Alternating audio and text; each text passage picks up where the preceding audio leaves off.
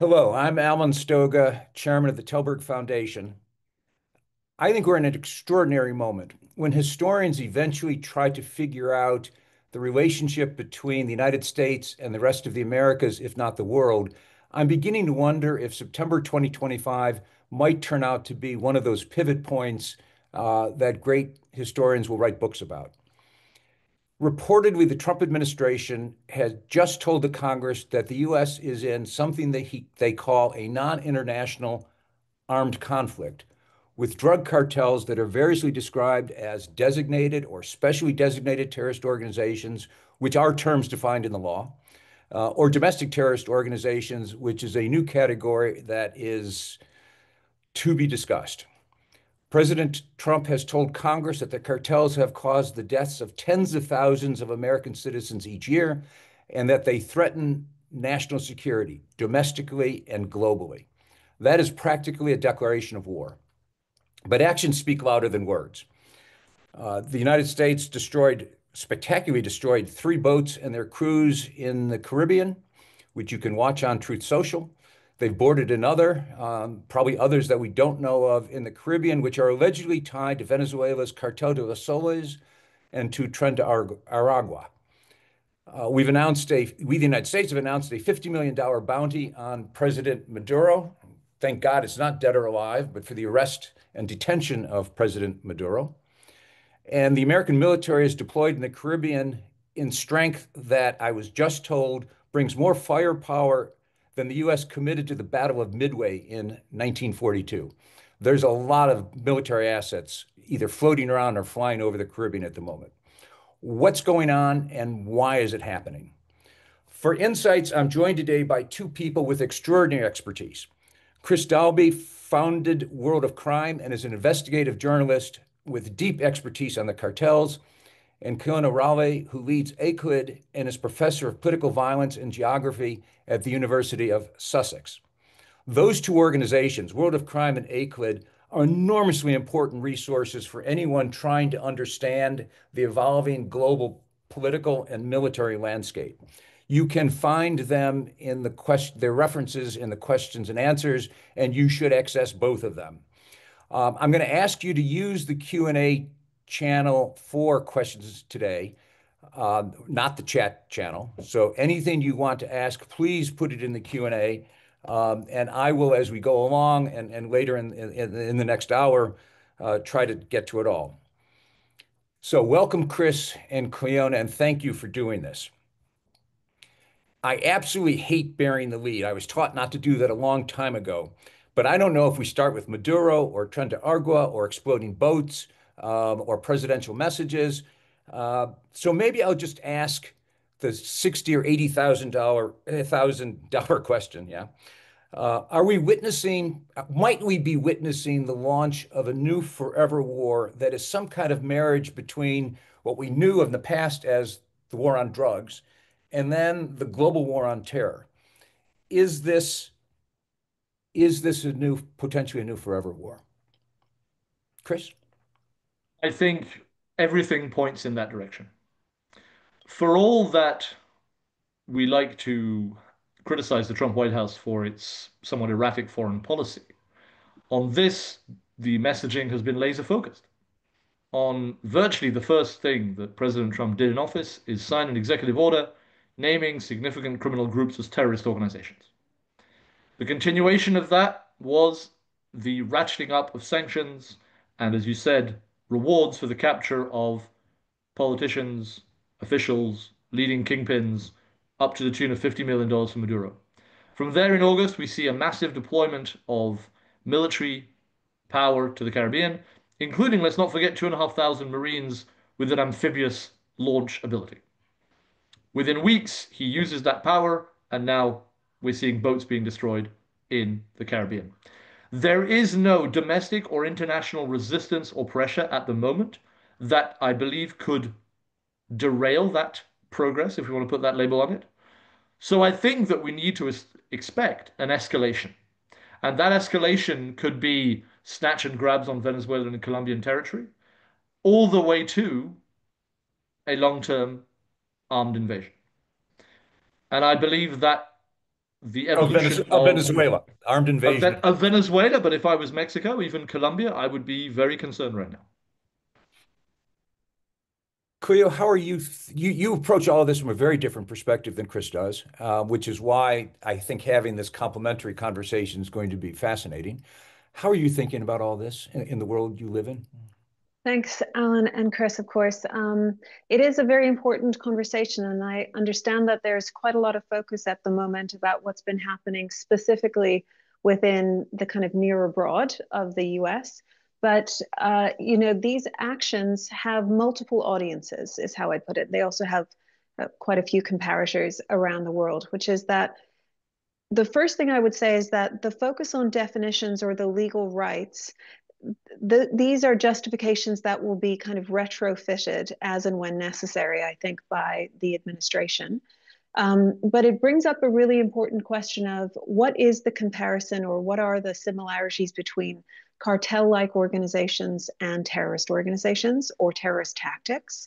And I think that for the most part, people are not particularly put out with the notion that the cartels will be now aggressively sought after. It's often, of course, about who they're designating as these particular groups in order to justify it. But the actions and the intent are very important to, I think, get straight here, which is that often terrorist organizations will, of course, use violence towards some sort of a very specific end, often random or public violence. And we, of course, have seen cartel organizations drastically increase or switch or change or move their violence as is necessary in order to have both economic and political control. So that is, I think, focusing on the drug smuggling element of this particular decision, as has been done in several of the national newspapers in the States, is the wrong direction because people are actually much more concerned not just about the drugs, which are a very, very serious problem within the US and elsewhere, but of course the violence that these groups are emanating or generating. But I think that one of the things that we need to really consider is that there will be widespread public support for these types of actions. And Congress seems a little bit, for lack of a better term, kind of frozen in their inability to make any sort of decision, not just because the government is shut down, but there is a kind of paralysis about what to do with a problem that has outgrown law enforcement within the US, but hasn't necessitated to date a military solution, which is really what the designation from a criminal problem to a terrorist problem allows for military support in dealing with it. And I think that that opens up a whole different can of worms, which is partially being used to pressure Mexico. It's partially being used, I think, because Trump thinks I have this tool. Why can't I use it? And as we can see, that will lead to a whole lot of both intended and unintended outcomes that I hope to discuss here. But one of my biggest worries, of course, is that the cartels are particularly adept at evolving and adapting. And so what the next stage is of their actions is what concerns me quite a bit, because what the next stage is of Trump's actions is, it'll be arrests, murders, incursions, things like that, things that we kind of know, but the unknowns are, of course, how the governments of these countries will act, but also, of course, how the cartels themselves will operate. There's a lot to unpack there, and we could be here for days doing so. But let me start with I was going to say the original sin. I don't think it was an original sin. Let me start with the original action, which was the designation of cartels as terrorist organizations. I know you both have views on that. Chris, did it make sense to you? And Cleo, there's a so what? Okay, having done that, what is that? You mentioned open up capabilities, but Chris, why don't you start with, do you think it was a sensible thing to have done? At a theoretical level, I'm not opposed to it. If we measure a terrorist group by the amount of damage and death that it can cause to national security and to citizens of a country, then by any measure, some, I emphasize, some of the groups that were designated made sense. CJNG, Sinaloa, Gulf Cartel. Other groups that were designated did not pose the same threat. MS-13 and Tren de Aragua. Right, from the point of view of violence. From the point of view of violence, the Mexican cartels have caused untold death and destruction in North America. Tren de Aragua, yes, absolutely has a body count to it across Latin America, but not even on the same in the same orbit as the cartels. And MS-13, of course, has now been significantly redefined by the actions of Bukele in El Salvador. But what that confluence does is it goes to a point that I've been trying to make for 2 years, which is approaching cartels as one size fits all is a critical error. Cartels, even if we just look at Mexicans, have different social, economic, political goals, different criminal economies that they operate under. They are more or less fragmented, more or less united. The response to this terrorist designation and now this escalation is you've actually strengthened the cartels. We're seeing a unification of cartels after almost 10 years of fragmentation, right? The CJNG and the Chapitos fighting side by side. Um, Trump's designation was not the only reason that happened, but it's certainly one of them, right? If you're suddenly afraid of the 101st Airborne being your adversary as opposed to the Sicarios from across the valley, it's a different attitude to recruitment, it's a different attitude to armament. And while the cartels are not the Houthis or ISIS or Al Qaeda in their firepower, they can certainly unify to present a significant threat for any type of incursion, which is not the same for Tren de Aragua and the Go Fast boats in Venezuela. So we're dealing with two different security dynamics. But in the outward messaging of the White House, that's all blurred into I think, quite intentional mess. Many things to pull there, but Cleo, this is Uh, both a rhetorical designation, yeah. that's essentially what you just said. It's about speeches. It's about trying to get people to think that these ISIS and Sinaloa are the same thing, never mind Tren de Mm. Aragua, et cetera. But the so what question to you, Cleo, there's consequences to these designations. There are, but it depends to whom. And to Chris's point, I think that if you were to take a cut of the events, for example, that a cartel, a large cartel, or even a small potential cartelito, uh, was pursuing, and you took any of the more established political violence groups around the world, you would not find a huge amount of difference in how they pursue and conduct violence. You would find a lot of difference in how they organize themselves and what the ultimate purpose of that violence was, but it doesn't look different on the ground. And that's an important designation because I mean I have complicated feelings about the designation of the word terrorist, but I certainly don't about groups that commit a higher than average rate of violence against civilians, often within public places and in an attempt to undermine public authority. And both cartels of all sizes, and of course, jihadi groups or nationalist rebel groups or even militias do the same thing. So I don't think that the crux of this is a distinction of the violence, right? What it in part is, of course, is how to approach dismantling these groups. And I would say that unfortunately, many groups um, don't don't dismantle because they are fought with to the point where they, for example, lose a conflict. That's actually quite a rare designation.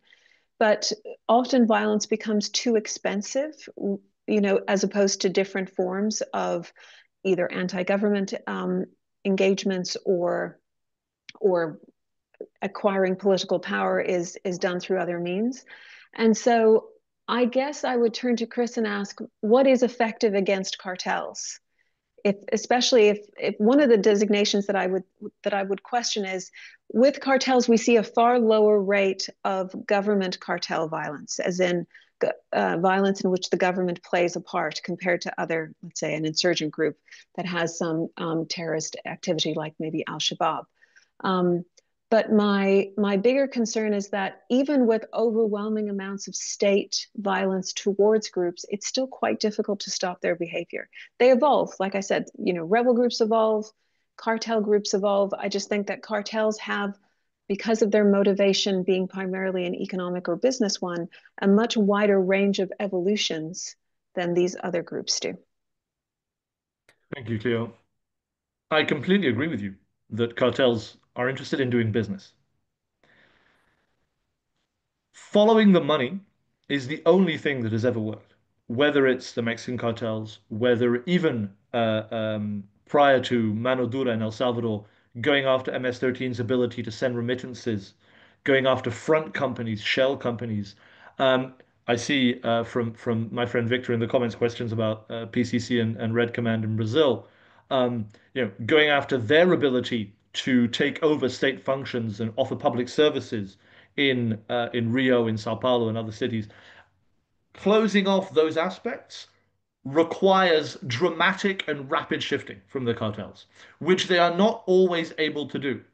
There's this old adage, which is true, that organized crime is the most adaptable form of business in the world. Absolutely. But a wholesale economic shift away from models that allowed a cartel to pay their soldiers, to pay their capos, to keep the edifice going. Because let's be clear, there's no ideological loyalty to a cartel. There might be loyalty to a man, but it's loyalty to money. So going after money is the only way to do it. The Biden, I mean, actually, since the Obama administration, we have seen very limited attempts to go after the money. There's been some work in Mexico, actually by their financial intelligence unit, which has done great work. Brazil independently has done very well with seizing assets belonging to their criminal groups, but internationally, very little. Yet we understand it more than ever. Our ability to witness the blockchain, to witness the cryptocurrencies and follow those is there. Investigative journalists like Insight Crime have done amazing work at connecting the suppliers in China that are providing chemical precursors. Yet the actual enforcement of that information and that visualization has not been happening. And certainly one of the biggest letdowns under the current administration in the US is the very weak interest in going after the money. Is it because there is a preference for violence? Is it because they don't have the financial tools? Is it because to go after the money, you actually need to work closely with allies? And the United States, for several administrations, not least the current one, doesn't play well with its friends.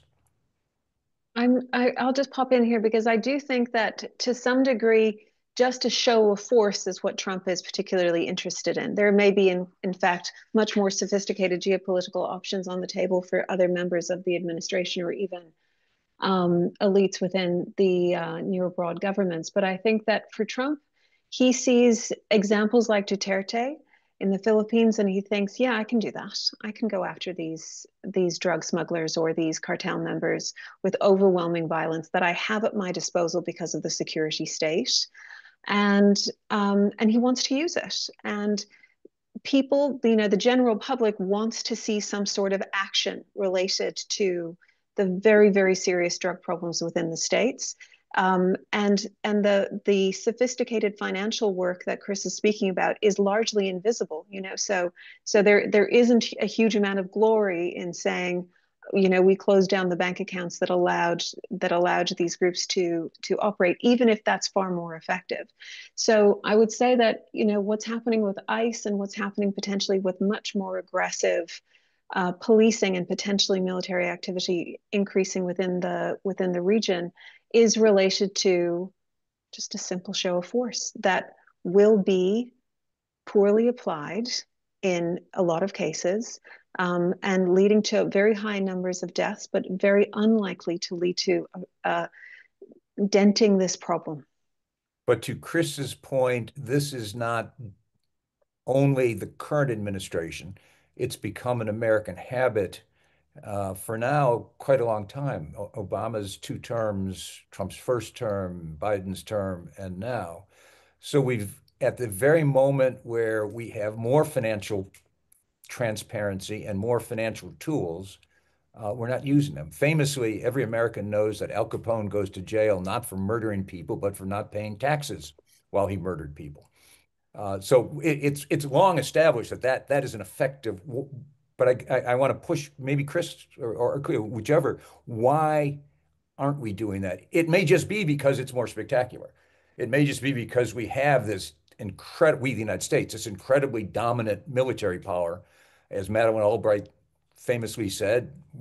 Why not use it And for a different you've purpose? also fired a lot of the experts that could have done this, right? And replaced them with either yes men or favorized or glamorized, as we've seen from Secretary Hegseth's speech to the assembled generals, a rejection of pacifism as being un-American. But let's look at Tren de Aragua just for a slight sidestep. Tren de Aragua is absolutely a threat to America at a far smaller level than the Trump administration is saying. But they're not a threat in killing Americans or in selling vast quantities of cocaine. They're a threat because they're bringing back old mafia tactics, extortion, sex trafficking, using nightclubs and entertainment venues as fronts and as planning areas, shaking down construction sites. And they're doing it in Can you small town dimension, America. but Chris, let me just interrupt. Can you Yeah. dimension sort of how big, what is Tren de Aragua? Tren de Aragua today is a very different beast than it was even 2 years ago, right? They exploded onto the scene as a Venezuelan prison gang that saw a unique opportunity in the exile, the exodus of millions of Venezuelans, right?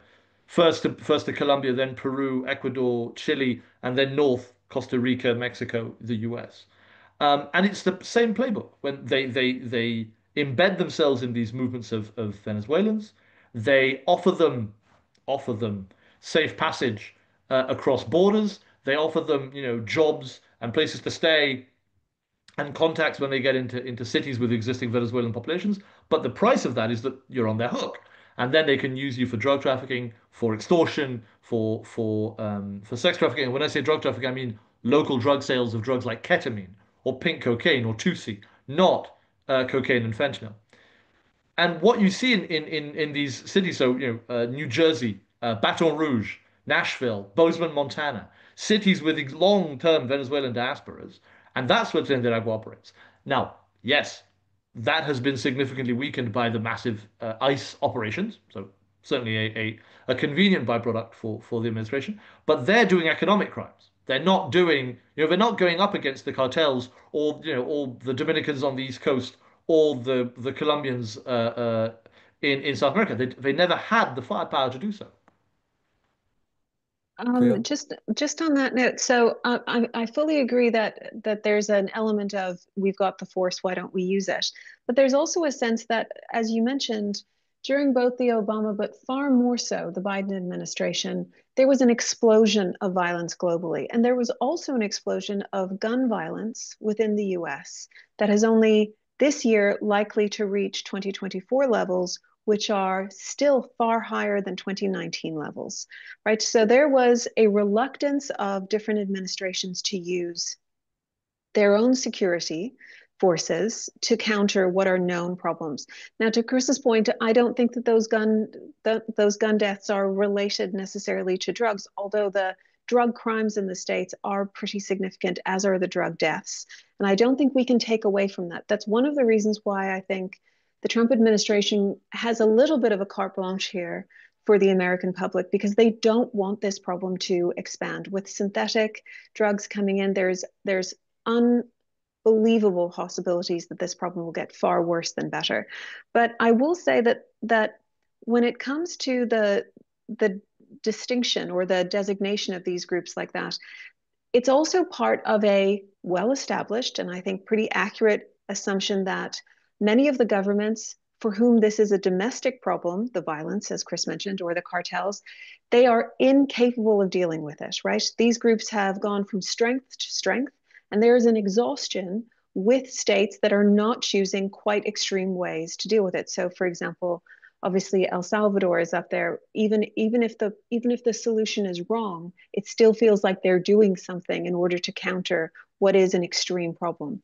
And of course, now we see that Ecuador has the second highest murder rate in the region, and it's in part because these groups and the governments that, of course, have overseen this happen have transnational dimensions. So the Colombians, for example, within Ecuador. So there's a real sense that the governments themselves don't know what to do, and the US is the receiving end of quite a bit of the market, no question about that, but also that it could get far worse unless they do something. And of course, as we all know, the corruption within the systems that have allowed many of these cartels to have significant political support, or at least actions, is one reason why there does need to be a pretty extreme solution to what's happening within the region. Whether or not this is the right solution, that's to be debated. But I think the problem of people criticizing it is that there hasn't been a viable solution to date, except as Chris noted, for certainly for the business aspect being going after financial crimes. But even that, of course, is causing adaptation rather than cessation of all abilities. Several of the questions relate to what happens next. That is to say, would one expect the U.S. to designate other organizations as other cartels as terrorist organizations? Is this focused on a very specific moment and problem, or is it, as both the original war on drugs and the original global war on terror, infinitely expandable in terms of both targets and purposes? I think in terms of expansion of the target list, that may be a logistical cap, right? You don't necessarily want to threaten incursions or invasions on a country like Brazil, for example. In May, the White House asked Brazil to name its top two criminal groups, the PCC and the Red Command, as terrorist organizations. The Lula government flatly rejected it. There's been, I think, not much escalation on that, certainly in terms of publicly facing escalation. Um, the Brazilian threat obviously is much more distant than the US. PCC is much more focused on Europe and expansion into Portugal. So it's not the same level of threat. However, as the situation in Haiti continues to descend into utter anarchy, if that steps into the Dominican Republic, these are countries which are much closer to America. These are countries, the Dominican Republic is a common tourist destination for Americans. That would not surprise me to see, the likes of barbecue or the G9 or the Vivre Ensemble being the next targets. Um, I think it depends at what level they want to engage. If they see an ability to go for Venezuela, remove Maduro, and that's a campaign, a focused campaign, that might detract attention away from other countries. If it remains I hate to say it, at a surface level, blowing up go fast boats or snatching drug traffickers off the beach, then you could see a horizontal expansion geographically. One of the problems with both the drug war originally and the global war on terror is there was never a definition of victory, Right. right? There's no end state that you can say, oh, the drug problem is solved. Oh, the terrorism problem is solved. We can go home and have a parade. Um, in fact, you've sort of just touched on that. Is the purpose to someday say Tren de Aragua does not exist anymore? Is that possible? Uh, is this, which goes partially to also the other way to look at the question of, do you keep on expanding it? Do you target others, whether in Somalia or Brazil or in West Africa? Um, all of that one part of the question. And the other part's going to be, are there any allies in this potential war? Are there other countries that are going to say, this is a great idea? Send us in, coach. Cleo. So I would say that we should consider what happened with the designation of jihadi groups in, especially, of course, around 2000 in that period, which is that a lot of governments took that upon themselves to designate all of their problems as terrorist groups because even though they did not expect the US to come in, it granted them huge amount of ally power with the US administration at the time for weapons, for all sorts of support, etc., if you did so. And so while that might not be in Brazil's favor at the moment, it will 100% be in a lot of people's favor to start saying, I'm happy to designate this group that is actually my opposition, but has a militia, let's say, operating in a rural area as a terrorist organization, because that makes it seem like not only do I support the Trump administration's perspective rather than actions, but perspective on things, but it also reframes the power relationship, which is, I think, what actually Trump is trying to offer these other potential leaders or leaders themselves within countries. They're trying to say, this problem has gotten too much for us, which is not untrue, right? It's not a problem that they've managed to solve or even contain. It's gotten too much for us. We must try something else. You know, I mean, his reading of international terrorism might be slightly different than mine, but maybe he thinks that it's now a controllable problem. But my point being is that they're saying, let's use what we have. What is our comparative advantage? We have militaries, and we should use them. And that is how they're going to approach this. And hopefully, of course, with the significant financial work that is also really pivotal in both finding and, of course, eradicating some of the more productive parts of the system. But I would imagine that you will be appalled slash shocked at the sign up to this from other leaders. Just to bounce off what Cleo has very well articulated, is that we see a already dramatic weakening of police ability, investigative ability in the US, or a willingness to do sloppy police work. Um, and I know the presence in the chat of a very good Canadian police friend of mine. For example, Tren de Aragua was presented federally as a threat, as a Venezuelan criminal threat invading America with very little specificity about what they were doing. I tracked, when I was writing the book last year about Tren de Aragua, dozens of arrests of Venezuelan people, and I'm not commenting on the legitimacy of the arrest. Let's assume they were guilty of what they were arrested to have done. But on immigration crime, on traffic violations, on retail theft, I mean, literally like grocery store snatching. And within a day, they were alleged Tren de Aragua. Within an hour, they were alleged Tren de Aragua.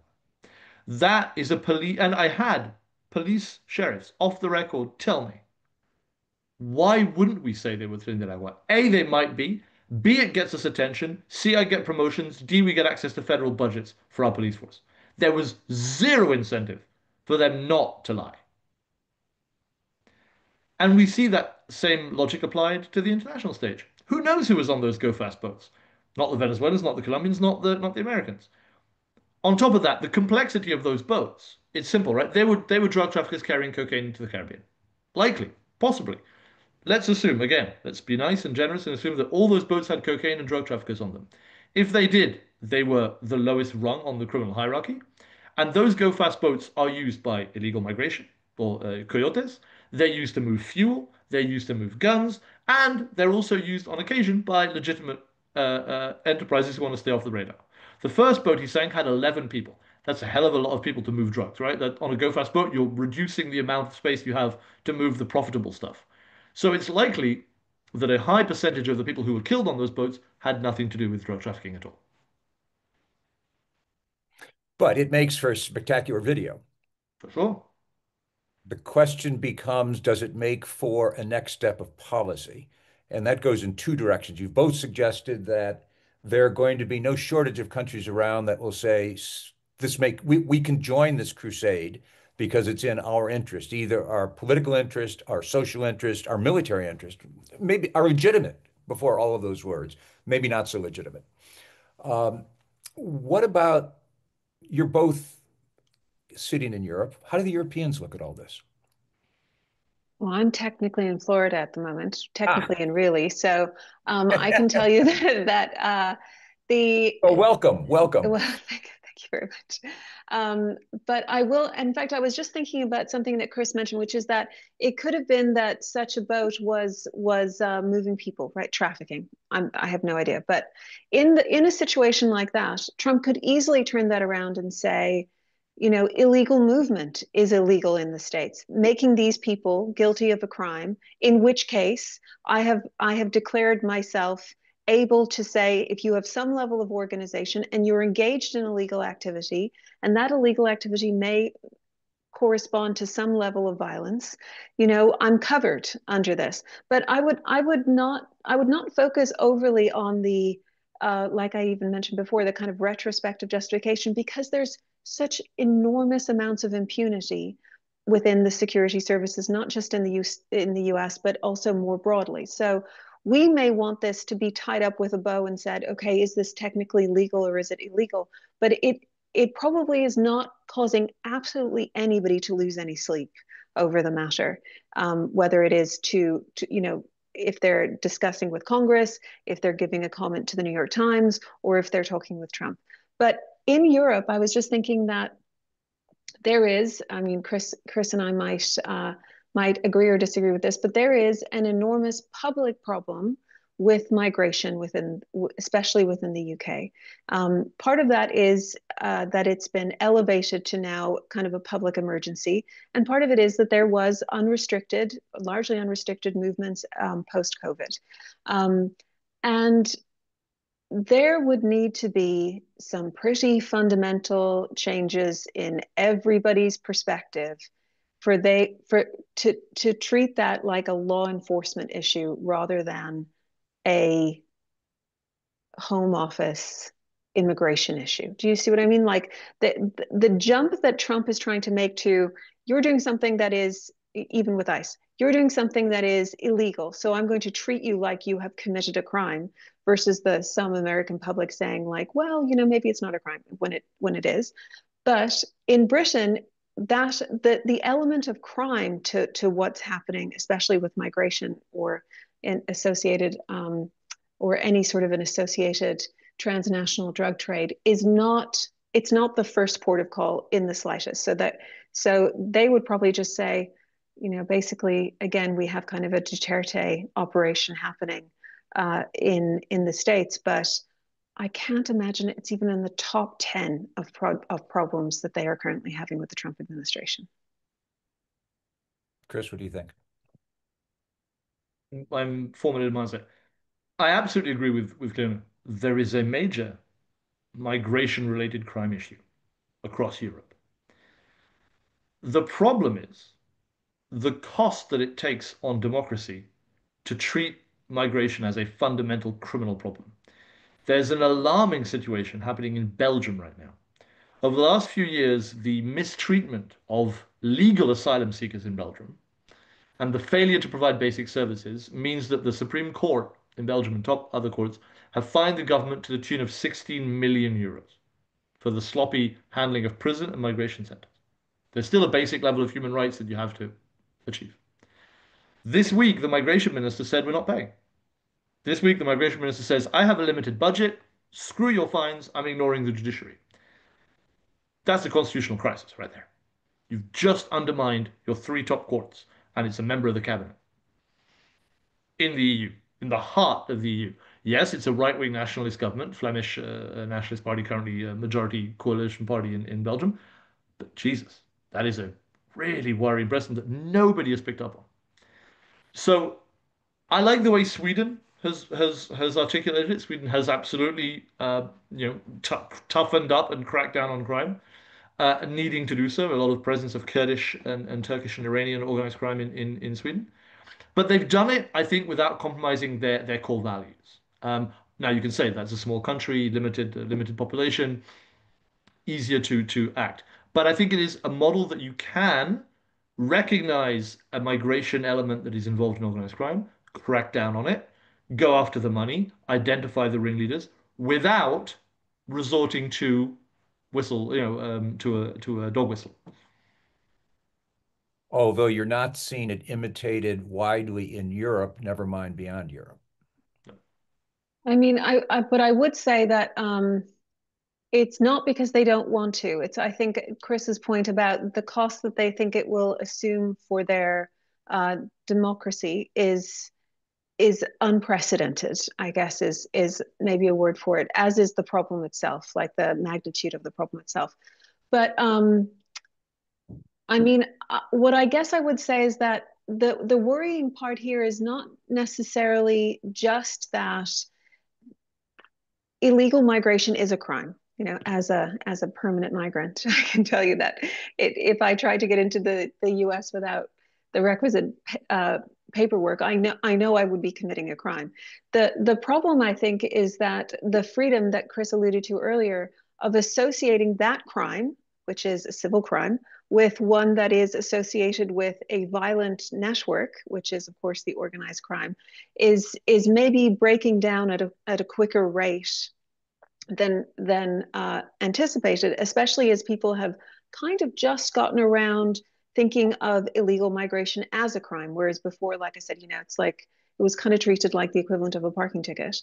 So that jump is kind of a classic Trump administration thing, which is that it's there are some obvious elements, especially with traffickers, that you can associate with those things. But now there's been a much broader application of a pretty extreme rule, and we all have to now get our heads around it. Even if, as I mentioned before, it is not strictly legal, it's not illegal either. And so that's the Trump administration all over. The first and the second terms have been a stretching of these norms slash rules without, with impunity. With impunity. That's the most important thing. No one's going to get in trouble for stretching this to its limit by any stretch of the imagination. So let's stretch it a little bit, which is to say the obvious question, and it flows through some things that are coming through the Q&A. Where does this go? You've already made some suggestions that there will be an embracing from some governments around the world because it's coincident with where they need to go or want to go. How do Chris, early on, you said the cartels are starting to understand they have more in common than they thought they had, especially now. So there's an obvious question of what do they do, both the well-established cartels as well as the newer ones. Is there a potential for, um, if you call them a terrorist, maybe they become terrorists? Is there potential for there to be an evolution of how they think about their allies, their purpose, etc.? Let's talk about dominoes and how they might tip or interact with each other. There are a lot of news stories out there that get a lot of attention about the evolution of military power of the cartels. We hear about drones, we hear about, sending people to Ukraine, we hear about, the diversion of arms trafficking. That is all true. Drone warfare is now commonplace in Mexico. But we have to remember the reasons cartels fight. And that doesn't necessarily change, even if we see the 101st Airborne parachute into Sinaloa. Cartels fight to control territory, cartels fight to control routes, and cartels fight to do business with impunity, to be left alone to do whether that's oil theft, whether that's extortion, whether that's kidnapping, whether that's migrant exploitation, whether that's drug trafficking. Those are the core reasons cartels fight, and that remains true. Nothing that the Trump White House is currently threatening, bar a full-blown invasion of Mexico, which I don't think is going to happen, will not change the economic engine of the cartels. It might change the way they temporarily do business, but the revenue streams of cartels will remain the same. Americans are not going to stop using drugs because cartel people are dying, right? So I think that the enemy of the enemy of my enemy is my friend, as we might be seeing in the short term. By the way, massive recruitment spike right now for cartels. I'm doing a project on tracking social media activity of recruitment for cartels. Off the charts. Obviously, existential threat. The US might invade, right? Come, come work for us, come defend your country. We need more bodies. So that's the short-term impact. So I think it's more likely we see an increase in violence in Mexico, which consistently happens as a result of American policy. Again, capturing El Mayo last year, one of the biggest kingpins in Mexican history, absolutely needed to take him off the board, put him in court, find out what he knows. Murders in Sinaloa, which was actually mid-table for Mexican violence in the Mexican states, up 400% in a year because of his removal. So the knock-on effect of strong judicial or military action is inevitably more violence. But I I don't would, think the terrorists, oh, sorry, I don't think the Mexicans are accounting terrorist attacks in the US. They don't have the infrastructure to do so. yeah, to support that, I would say that what we've noticed before, even when more established wars um, get negotiated or there's a peace resolution um, within Latin America, is that the groups don't, they don't say, well, that was great, I was a rebel and now I'm going to be an accountant. They change the format in which they're going to use violence for the promotion of other activities. So we've seen that in Colombia and elsewhere. So you might get, 20 small groups as opposed to one coordinated large group. And so that kind of waxing and waning of the number of groups and what they're willing to do and what territory they're hoping to control is a very, very common, obviously, cartel occurrence, but equally, I think, within the more established traditional political violence world. Um, what I really am concerned about is, again, as Chris noted, the violence can dramatically expand, even if you use kind of classic counter-terrorist moves like taking the kingpin out. Um, that happens much more, that happens far quicker in a cartel environment than it would in, for example, a terrorist environment or one involving more traditional organized political violence. And the price of the goods tends to stay pretty stable even after massive attempts to counter that particular component of the cost of doing cartel work. So innovations, whether it's moving into a new area or finding a new supplier or route, or of course or using synthetic materials to manufacture these drugs, that doesn't seem to be affected by military actions towards the cartels, and that's super concerning. There is, I think, always to the cartels a very attractive option of moving into West Africa, which in which they would find far fewer obstacles to their activity and a much better route into Europe. However, I guess I would say that that's a big step, and to your point, Alan, that's a big change, because then you would be collaborating with established international terrorist groups, in particular JNIM and IS, and that's a totally new ballgame. And again, they've proven very bad at being able to counter both of those groups and their operations within coastal West Africa. Chris? From a European perspective, and this went very under the radar. We know if we compare Venezuela in Africa, I would point to Sierra Leone, where you have a ruling family that is absolutely embedded in the organized crime trade. They're regulating criminal groups in the country. In fact, the most wanted man in the Netherlands, a drug trafficker by the name of Jos Leidekkers, which I think is a name we're going to be hearing a lot more about in the next couple of years, just had a kid with the daughter of the ruling Sierra Leonean president, after being sort of announced as the son-in-law in January. They just had a kid together. This is a known fugitive, close to Ridwan Taghi, jailed last year as one of the most dangerous kingpins in Europe. So Europe is facing similar problems. It's not that Sierra Leone is going to have a gang entering Europe, but Sierra Leone as a safe harbor for South American drug traffickers and European drug traffickers to do business, to refuel their ships, to then get into Europe is a crisis point. Your point about a kingpin strategy and its pernicious, not intended consequences is obviously the story, Chris, that you told about the Mexican cartels. It is one of the consequences of all those wars against the cartels is that there's more cartels and they're more violent and they're more deadly. It's a bit of a feedback loop, Yeah. and it's a common tool used by critics of a muscular policy against the cartels. That if you remove the kingpin, you create more chaos. It is true, but does that mean that you should leave the kingpin in place and offer them impunity because removing them might have consequences? Ethically that becomes dodgy, right? El Mayo was responsible for manufacturing and selling drugs that killed tens of thousands of Americans and Oh, certainly a causing tens of truly thousands evil of deaths. man. There's no Absolutely, evil. The word evil applies there. Absolutely. absolutely. Similarly, El Mencho. El Mencho is removed, the head of the Jalisco cartel New Generation. The Jalisco cartel implodes overnight. And we're going to see, what happens inevitably when you remove a kingpin of that level, which is more groups fighting more violently for a smaller piece of the pie. Does that mean you can't remove Mencho? No.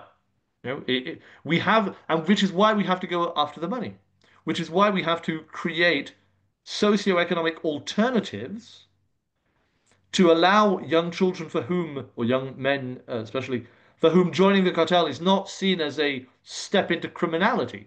It's the logical next step, if not the only one. We're talking about Mexico implicitly, And we saw an administration that alleged that that was their policy, that the 6 years under AMLO was about hugs, not bullets, famously, that it put the military into the construction business as opposed to the drug fighting, the drug cartel fighting business. And Cleo and Chris, you both know the numbers. Things didn't get particularly better. Now, they may not have executed their strategies well, et cetera, et cetera. There may be no solutions in places like Mexico, Venezuela, Colombia, at least in part, many states in Africa, Haiti, et cetera. Is that too bleak? You know, sometimes people say, well, all right, if this group has a very large territorial footprint, why don't we just hand over governance? It's very difficult to be an extremist when you've got to make sure that the buses run on time, right? And the unfortunate parallel, or rather, the unfortunate example of that is a situation like Hamas in Gaza, which is that the giving, I'm not even sure, in fact I would be sure that it's not the case. The cartels don't want to run the place. They, as Chris mentioned, they want to be left alone to have this, and they consider this violence a cost of doing business, right? And if the cost of doing business drastically increases, they will find a different way to do business.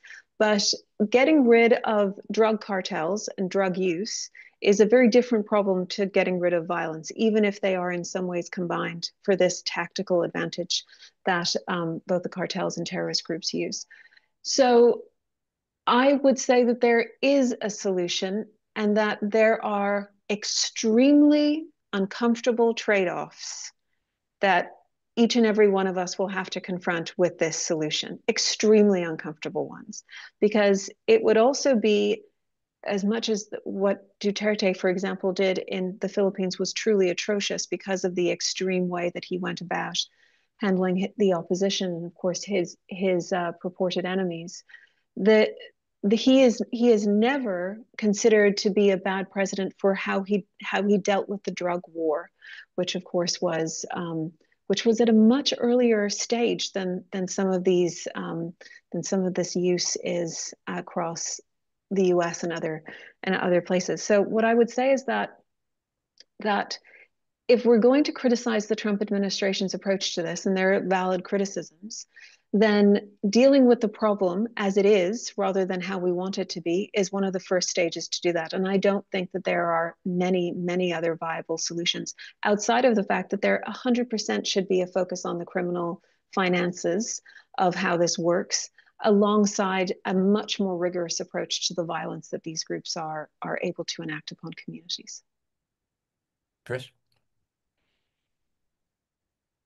I agree with the term that Cleo used, which is there are some very uncomfortable realities that we have to confront. I am often called naive when I'm asked that question. Is there no hope? Is it hopeless? Short term, maybe. Short term, maybe.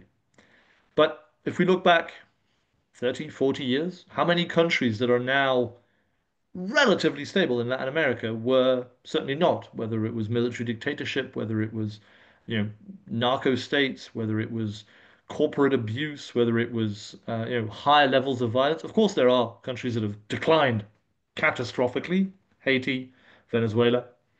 But if we look at Panama, Costa Rica, Chile, Argentina, even Brazil, even Brazil, there are hopeful examples in the region. They were different. That their change required a political shift, sometimes armed, sometimes peacefully. It's much more insidious with the cartels. But again, barring Mayo Mencho, most of these people would choose an alternative. I've spoken to cartel members. I've been in prisons. I've been talking to them, some who've reformed, and all of them would welcome an alternative. I know it's naive to say, but these are people. And that's what I try and tell in the books, that these are people who at some point, whether forced into it or by choice, went down a horrific path and should be absolutely punished for what they've done. And in many cases, that is sadly a violent end to what they do. Um, but that's not how you fix things long term. Um, I believe that there are institutions in America that understand that. Um, I Is Trump creating a forever war? Maybe, because then it becomes a sunk cost fallacy, right? We've invested X billion into blowing up ships in the Caribbean. We're just going to keep going because retreat is seen as somehow un-American or un-Republican or unpatriotic. And that's the spiral that is more dangerous to me than what the cartels are doing. I want to circle back, Cleo, to your work, and you referenced it earlier. There is a demonstrable, you have demonstrated, rise in violence, conflict over the last several years around the world. Almost no one is exempt. We clearly are moving in, have moved, not are moving, have moved into a more violent era. Uh, Chris is looking for some optimism here, and I'm having trouble, having trouble buying into it. And I'm the partly wrong because person. that's why I'm asking you. That partly because of your work. Your work suggests that there is a breakup going on of social contracts, of social order in a lot of places, and that the American response, and as you both pointed out, it has antecedents in the Biden, in Trump, one in Obama. The American response has been part and parcel of this more violent world. Hmm. Uh, I guess what I would say is that there's two things at play here. One is that the drastic rise in violence is because of far more state violence than has been perpetrated before. And a huge proportion of that, of course, is both Russia and Israel. But a lot of states have decided to take a much more muscular approach to how they deal with levels of conflict within their region. And I really do want to emphasize they're not going for total peace, that what they want is a manageable amount of violence within their territories. And they have decided to go about that through the increased use of bombing in particular. So they're not engaging in combat with many of these groups, but they are trying to effectively clear the slate of those that go beyond what they would consider to be I hesitate to use this term, but I do think it's true, a reasonable amount of political violence that many countries are are fine with or relatively fine with. So, and I consider, especially with the rise of the BRICS and some other, let's say, interests within the system, to be for that violence to continue. State violence will undoubtedly increase, likely far more than we would expect into the near future. And um, it's it's a retraction, or rather, it's kind of a dismissal of what the US has been trying to build up in the last 2 decades, for example, around the world. But it's also seen as a very clear indication that that didn't work, right? The notion about stabilization or inclusive political governments or development as a precursor to stability, none of that turned out to be as true as I think many of its adherents wanted them to be. And so we are likely to see a drastic increase in state violence. And with it, Chris would know this well, quite a lot of the accoutrement that comes with that, paramilitaries or militias that are being used by different elites in order to secure political power, because that's going to be the resource, right? That's what's going to be the only way that you actually can assume some sort of authority within a state is to go through the state itself. Um, yeah, it's worrying times, I guess, for that reason. In for that reason, it's sorry, Chris. That's I, pretty No I, I, problem at depressing. all. before you go, Chris, I'm tempted to summarize this, what you just said, I think, this way. We have lived in an era where people thought there was by definition, a war had a beginning, a middle, and an end. That is a uniquely modern phenomenon.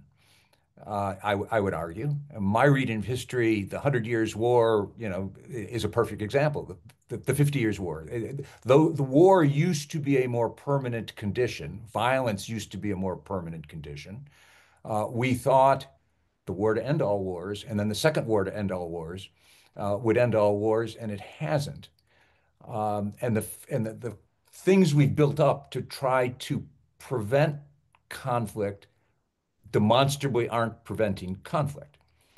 So again, I ask the question, and maybe that's as we wind up, maybe the forever war framing is the wrong framing because we still want to think of it as somebody wins a war and then it ends and then you go on and you have peace. Um, this democratization of of weaponry, of technology, and of war. It seems to be the character of our times.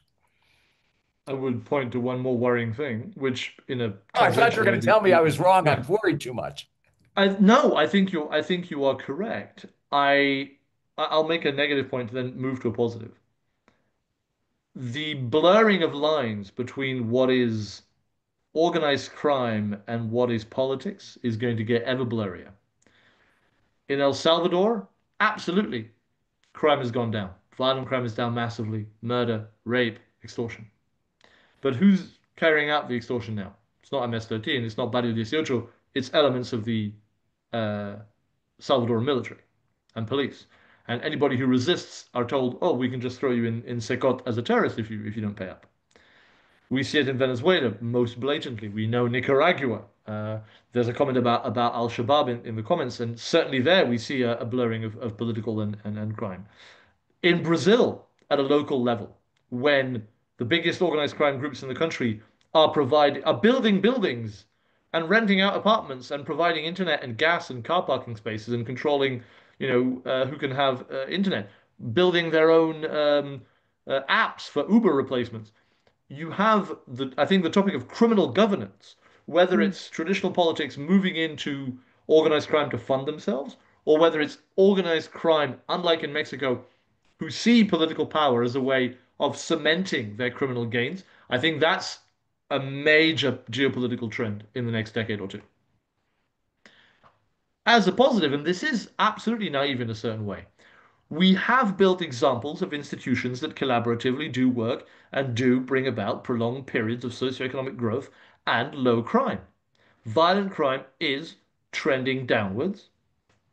Let's perhaps the last year less so in the US, in Europe, certainly in other parts of the world. There are parts of the world where violent crime is trending downwards. That is replaced with, sadly, a sort of background acceptance of corruption and cronyism, which can absolutely then revert, if they're left alone too long, reverse the benefits that you've had in terms of violent crime. Chris, I must say, before I ask Cleo, of all the words I used to describe you, naive has never been one that isn't in the list. Thank you, Al. Cleo. That's a really good point. I think that the one of the problems I have with the reversion, the point about violent crime going down, is that it's going down from quite a high, right? As Yeah. in, like, it really went up, especially around COVID, and since, and now it's showing some small regressions, but certainly not back to the mean. And I can't. I perhaps Chris knows this better than others, but I'm not sure that there's a plausible explanation why it increased so much, or a plausible explanation as to why it decreased, or what laws or patterns this crime is trying to emulate. But what I would say is that I found it disturbing that the gun violence rates in the States is matching global political violence when these two phenomena have nothing to do with each other, really nothing to do, because the gun violence in the States is overwhelmingly, obviously, a criminal issue, whereas the organized political violence that is globally referenced is done by much more traditionally understood groups rather than crime. But to underscore your point, I think that as you get more states engaging in political violence, you will get more organized criminal groups doing the same and offering political services, as we've just discussed. I'm always a little bit reluctant to talk about criminal governments because I think they couldn't be bothered governing getting drunk in a bar, let alone an actual country. So, but I think that everybody's in for a pretty rough time. We might look back to your point earlier, Alan, at September 2025 as the beginning, but a pretty gentle beginning to what's coming. Let me ask a last unfair question of both of you. If a miracle happens, we hang up from this conversation, and your next call is from Donald Trump and asks you, Cleo, asks you, Chris, for advice. What do I do next? What advice would you give him? Leo. Okay.